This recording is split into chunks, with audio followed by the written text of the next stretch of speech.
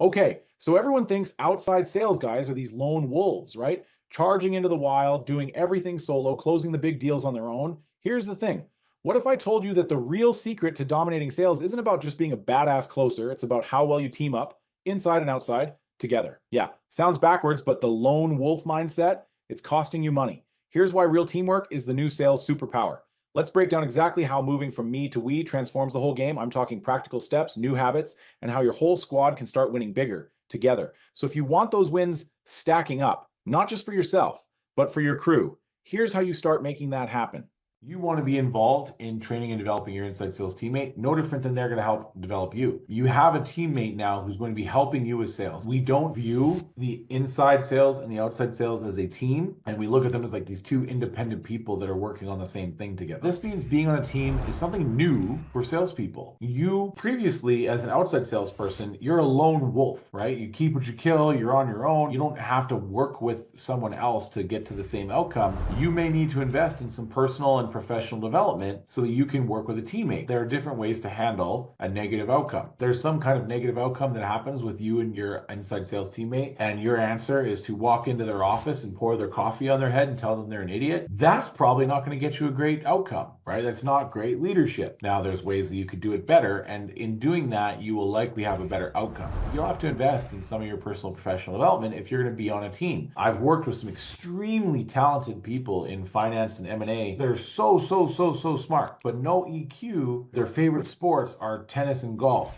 You know what I mean? Solo sports. And then there's people whose favorite sports was like football or basketball, and they were actually good at playing on a team. This is a big part of what makes this work. And so part of that is to treat every deal the same, right? You got to run the play, right? When you're on a team sport, you got to run the play. You don't get to call your own audibles on the field all the time. And that means you're going to assume the sale and document the site conditions as if you're going to get the sale, and not just like, oh, that was a repair. Oh, these people with that last name never buy. I was just a trailer park house. Like all those little excuses. No, we want to document the site conditions as if we're going to sell the job. Use that to empower the customer to make a decision. The byproduct of doing this is that you do this. And then you're going to present value in excess of price, which is going to make the customer feel like they're getting more for their money. Then we have to get consistent asking for the sale and being effing good at it. This is some basic stuff in terms of sales. Like, oh yeah, of course we got to ask for the sale, Adam, but are you good at it? Like that's something that you owe it to your teammate to do. And then communicating with your inside sales after every demo. This is key. This is the first thing that falls, is the communicating with your inside sales after every demo. So this is the thing I instruct CEOs to watch for. And then you want to know the objection and know the hot buttons. Because when you walk out, you want to be able to communicate that to the inside sales. So if those are our responsibilities, what skills do we need? Well, there's leadership. And I don't just mean me leadership. There's two levels of leadership. Me leadership is your ability to control the outcomes of you. We leadership is the ability to control the outcomes of others. You have to develop some of that we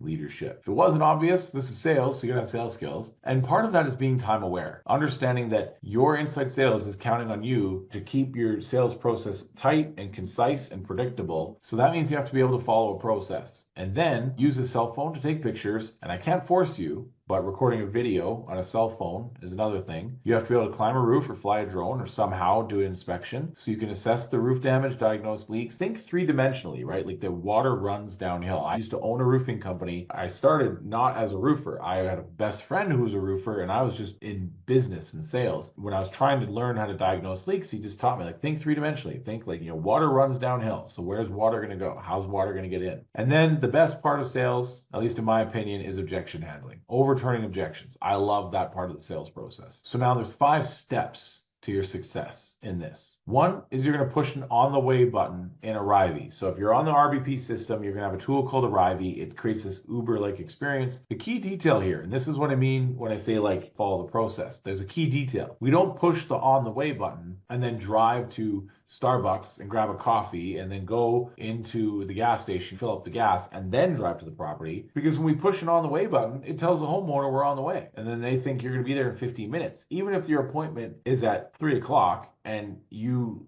pushed on the way at 3 and you're 15 minutes away. So of course you make it 3:15 minutes, but because you stop at the gas station and grab a coffee, you're going to show up at 3:30. Like you're going to show up at the appropriate time, but the system told your customer you're going to be there earlier. So it's like little details that matter here. And then you're going to meet and greet your homeowners and you're going to push a couple more buttons in arriving. Then you're going to document the site conditions in Company Cam via a checklist, annotate the photos, and I can't force you to it, but record a video walkthrough. We force the company to annotate 70% of the photos. Then you're going to build and present your findings and your proposal. Then you're going to ask for the business, overcome objections, and get the deal. Finally, you're going to connect with your inside sales when you get back in your vehicle before you put the vehicle in drive. You're going to call the inside salesperson. Then you're going to put the navigation in, and then you're going to put the truck in reverse. And the reason we say it this way is because I've talked to enough outside salespeople 20 months straight. I went to a different roofing company 1 month after another month after another month, and 20 different roofing companies rolling this out in person. And I've talked to enough outside salespeople to know that this is what happens. You get out of the house, you get into your truck, and you feel awkward that you're in the driveway. There's this need to get out of the driveway. I've asked hundreds of salespeople, and I've never heard an example where this happened, where you knew you had this customer. You talked about the spoon collection. You talked about their kids. You felt like you're their grandson. These people love you. And then you get into the truck and you say, you know what? I'm going to be a good little sales guy and I'm going to put my notes in the CRM. So you pull open your laptop and you start typing. And then the homeowner walks out the door and says, you know what, Billy? We wanted to buy from you, but man, the fact that you're in our driveway for 3 minutes is just weird. Not even 3 minutes. There's never been an example where a homeowner walked out and canceled the deal or said they wouldn't buy from you because you spent a minute in the driveway. But for whatever reason, you feel compelled to get out of the driveway as quickly as possible. So if you don't call before you do that, then what happens? You drive out of the driveway and now you're going through, you got suburbia nightmare, you're trying to figure out, little ball runs out in the middle of the road, kid jumps out. Like all these things start happening once you're driving that causes you to not phone, then you forget. So to prevent it 100%, if we were treating this like we had to prevent it like our life depended on it, how would we do it? Well, we would just say simply, you get out of the house, you take your ladder, you tie it down so it doesn't hit a school bus, you get in your truck, you call the inside sales, you push the navigation, then you put the truck in drive, because then you can download all the experience of the sale to the inside salesperson, and then you can put on Joe Rogan and do whatever you want after. So that's the commitment we have to make.